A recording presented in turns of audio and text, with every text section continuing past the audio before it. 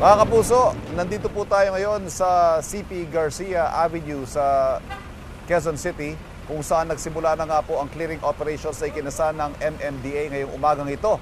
Sabihin na po natin, pauna lamang ito pero may iba pa silang pupuntahan. Katipunan, Aurora Boulevard, Patino, Molave at Nara Street. Diyan po sa Project 3. Ayan, nabanggit na natin kung may mga nakaparada pa ho dyan ng mga sasakyan. Ito, tanggalin nyo na dahil nagkakaroon na po ng towing operations ng MMDA. Ito hong ating kinatatayuan ang CP Garcia Avenue. Ito po kasi ay isang mabuhay lane at isa sa mga pangunahing daanan kapag papunta ka ng Katipunan Avenue, from Katipunan all the way to C5 o kung saan man ang inyong destinasyon. Ito ho ay alternatibong daanan at main thoroughfares po ang tutumbukin itong mga kaling ito. Kaya naman mahalaga, lalo rush hour ngayon, na ito ay clear of all obstructions.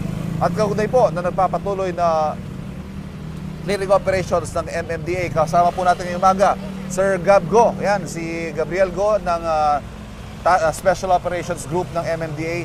Sir, unang-una, bakit po natin ito? Why this road? Magandang umaga, Ivan. No?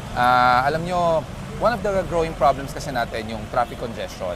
So alam naman po natin, when there's traffic congestion, nade-delay ang travel time ng ating mga kababayan. So that's why meron po tayo mga sineset na mga mabuhay lanes, alternate routes. So lahat yan, it serves as an, tinatawag nga natin, no? The name itself, alternate routes, kung napupuno ang mga major thoroughfares. However, kung ito po ay mapupuno ng mga hambalang, mga illegal parking, then it will defy the purpose of having a faster route para sa ating mga motorista. That's why ito, dito po tayo, mga operasyon natin. Makwento ko na, Sir Gab, sa mga viewers natin. Ito hong isa sa mga NATO, ito yung nasa likod natin.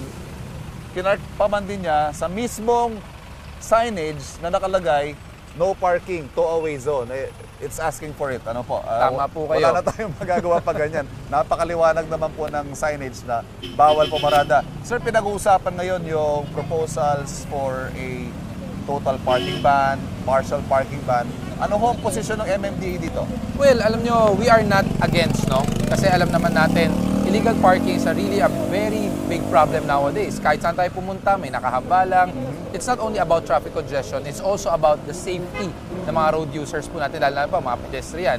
So, there are some things that we have to look into also because alam naman po natin, the community-based economic standpoint, no, especially ng mga bawat lungsod, iba't ibang aspeto po yan. So, definitely there should be adherence kung ano man po yung status ng ekonomiya doon po sa isang lungsod. So definitely yung ano naman po natin stand natin as regard to illegal parking. Alam naman po natin yan, definitely we're for it, no? We're for it na maalis po yung mga problemang yan. But definitely, sir, nabanggit nyo, may mga economic considerations. Siyempre, may mga negosyo dyan, kailangan ng paradahan.